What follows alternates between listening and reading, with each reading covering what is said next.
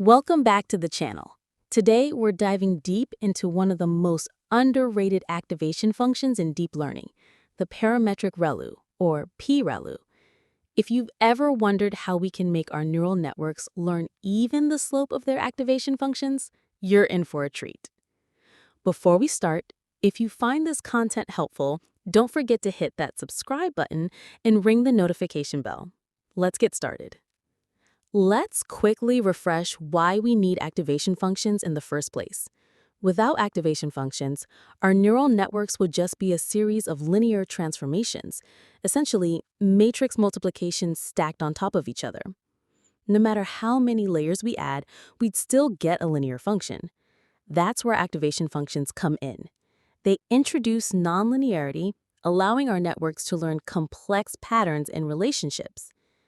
Think of activation functions as the decision makers at each neuron. They decide how much of the input signal should pass through to the next layer. The journey to PReLU started with the problems of traditional activation functions. Sigmoid and tan suffered from vanishing gradients, then ReLU came along and solved that problem. ReLU was revolutionary, simple, fast, and effective, but it had one major flaw: the dying ReLU problem. When inputs are negative, the gradient becomes zero, and neurons can get stuck. Leaky ReLU tried to fix this by allowing a small slope for negative values, typically 0.01. But here's the question that led to PReLU. Why should this slope be fixed? What if the network could learn the optimal slope? And that's exactly what PReLU does. It makes the negative slope a learnable parameter. The PReLU function is defined as f of x equals max of alpha x and x, where alpha is a learnable parameter. Let's break this down. When x is positive, f of x equals x, just like ReLU. When x is negative, f of x equals alpha x, where alpha is learned during training. Here's what makes PReLU special.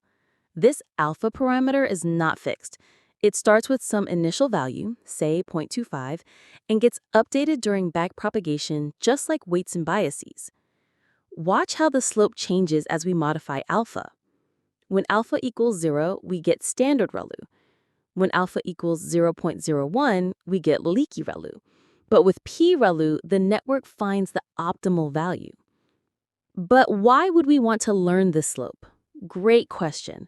Different layers and different neurons might benefit from different negative slopes.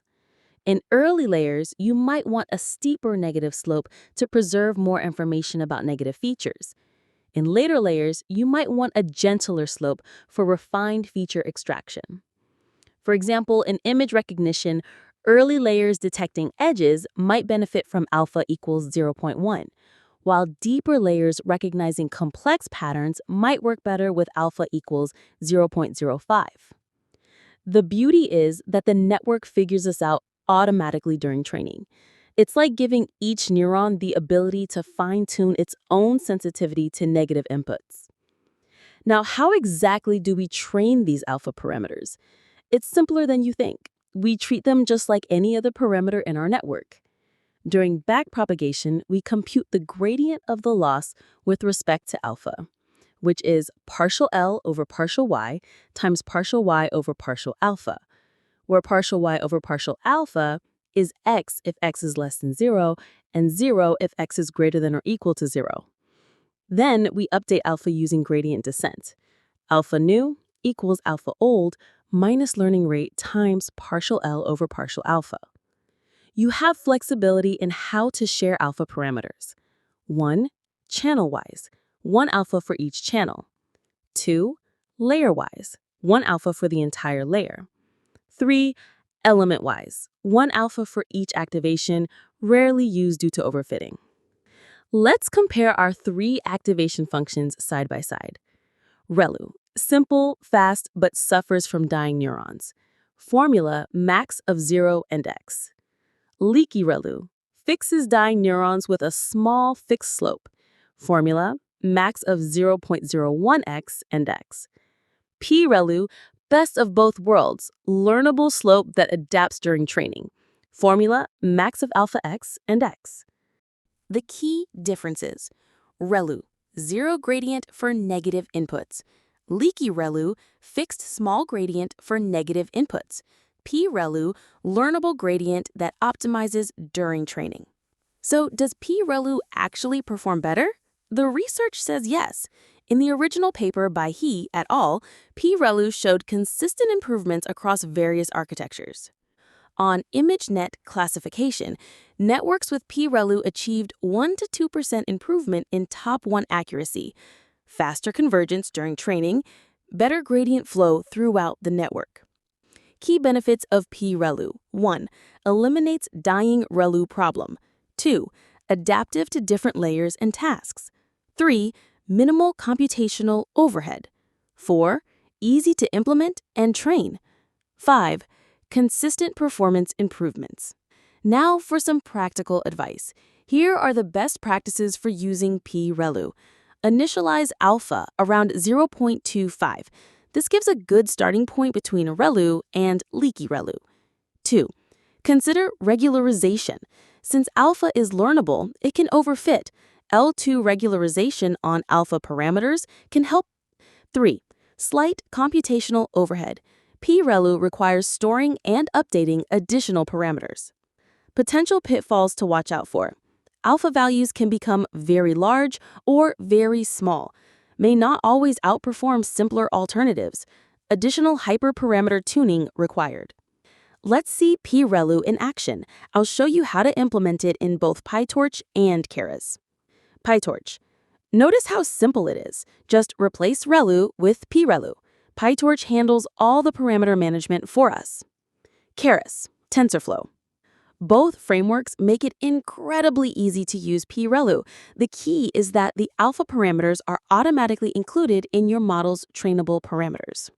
PReLU was introduced by Kai-Ming He and colleagues in 2015, the same team behind ResNet. It was part of their exploration into better activation functions for very deep networks. Real-world success stories include ImageNet classification improvements, object detection in computer vision, natural language processing tasks, and recommendation systems. While not as widely adopted as ReLU, PReLU has found its niche in scenarios where that extra 1 to 2% performance boost matters, like competition-winning models and production systems with tight accuracy requirements. Let's wrap up. PReLU is essentially ReLU with a learnable negative slope. It's perfect when you want to squeeze out extra performance and don't mind the slight increase in complexity. When should you use PReLU? Use when you need maximum performance, have sufficient data, and can afford extra parameters. Avoid when you want simplicity, have very limited data, or computational resources are extremely constrained. My recommendation: try PReLU when you've already optimized other aspects of your model and need that final performance boost. It's particularly effective in computer vision tasks. That's a wrap on PReLU. If you found this helpful, you'll love our videos on other advanced activation functions like Swish and Jellu. Don't forget to subscribe for more deep learning content and let me know in the comments which activation function you'd like to see next.